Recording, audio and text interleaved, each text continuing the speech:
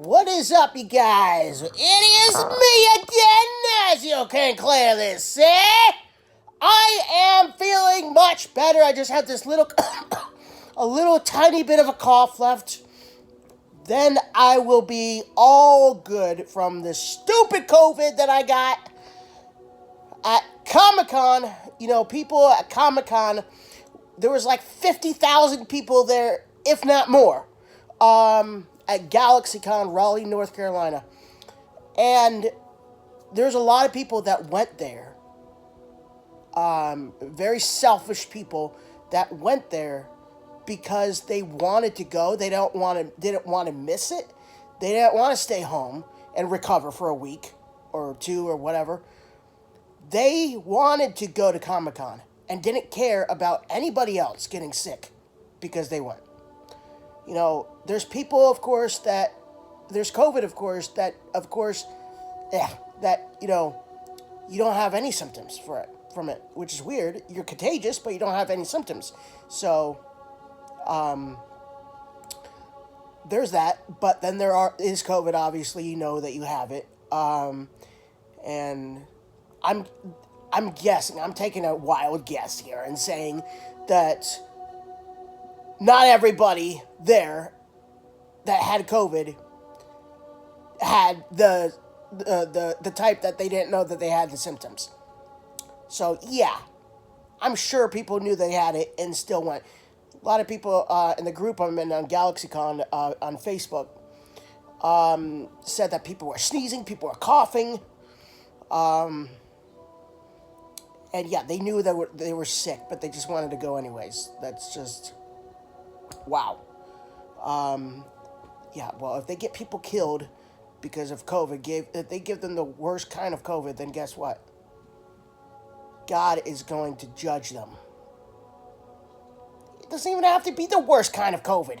God is going to hold them accountable for even going to make people sick in the first place. Even the smallest amount of sickness. That's not right. I'm going to Cedar Point on the 17th of August. And let's say I caught COVID a few days before, and I'm still contagious on the 17th. I want to go to Cedar Point. Yes, I do. But would I go? Absolutely not. I would not go because I want to get people sick. I wouldn't do that. No. So, no, I would not go. Anyways, let's cut into this video, shall we?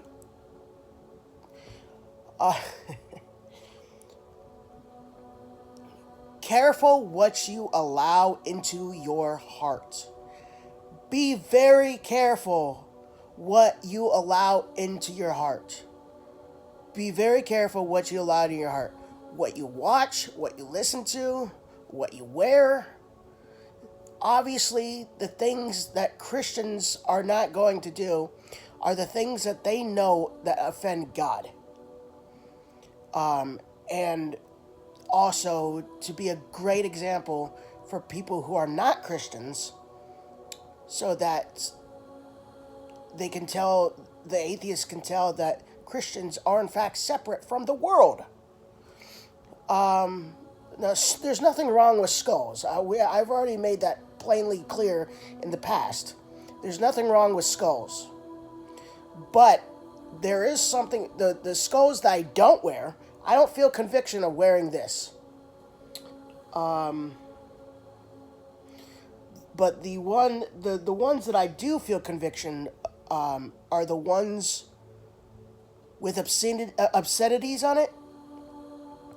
Like if it says 666 on it, or if it has a cuss word on it, or if it says hell on it, or if it says Satan on it, or demon, I obviously don't wear those. Or if it's a human skull with curly horns, I don't wear that. I do have a horned ring, but there's nothing wrong with a deer skull. So it doesn't have any obscenities on it. Doesn't say 666 on it or whatnot. I don't wear those ones. I don't wear shirts that have bad profanity or whatever on it. I got rid of my horror shirts.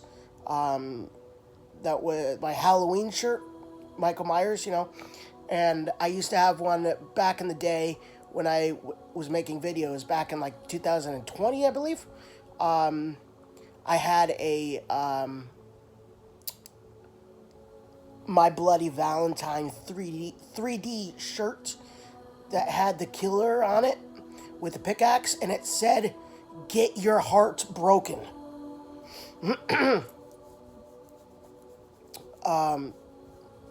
Also had another one called The Strangers. So, yeah, God led me to get rid of all those shirts because He doesn't want us to have horror shirts. I don't watch horror movies anymore. So be very careful what you allow into your life and your heart. What you allow into your heart is, it's very, very, very, very, very, I can't tell you the importance, how important it is to, again, of what you allow into your heart.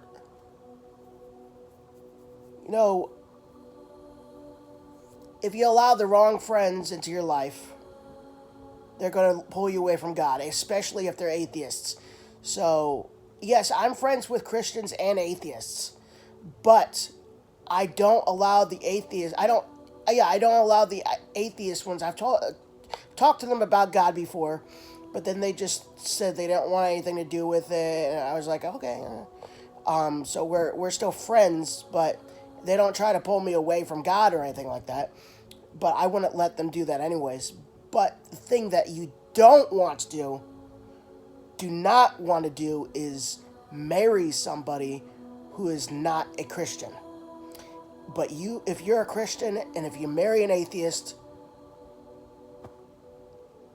water and fire don't go together. So let's just leave it there. Bad things will happen. If you marry a Christian, then awesome things would happen. But if you marry a atheist, that marriage isn't going to work out very well.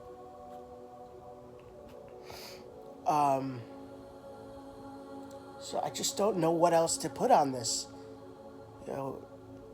Guard your heart, guard your eyes, watch what you put in your heart. Because if you put demonic, blasphemous, evil things in your heart, it's not going to go very good for you. I speak from experience on that. Even after being born again Christian, I still did stuff that I'm not proud of, obviously. Still watch stuff I wasn't, like horror films, and listen to music that I wasn't proud of, like Hollywood Undead with a bunch of cussing and every sex talk and drugs and alcohol and suicide stuff, lyrics. So, but no, I have since, for a long time now, come to realize that stuff is bad to watch and listen to, and I don't anymore. I don't know what I was doing. I was deceived, but I still listen to that stuff. So I don't anymore, though. So it's awesome. I hope that this video brings some good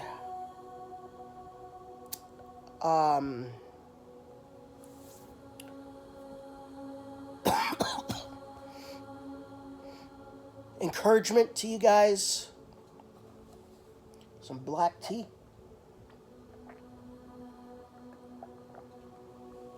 And guard your hearts. I pray in the name of Jesus, you guys, that you'll guard your heart and you watch what you put in your heart. Your eyes are the windows of your soul. So whatever you're viewing with your eyes goes straight into your soul, into your heart. So just remember that right there. So hope you guys enjoy.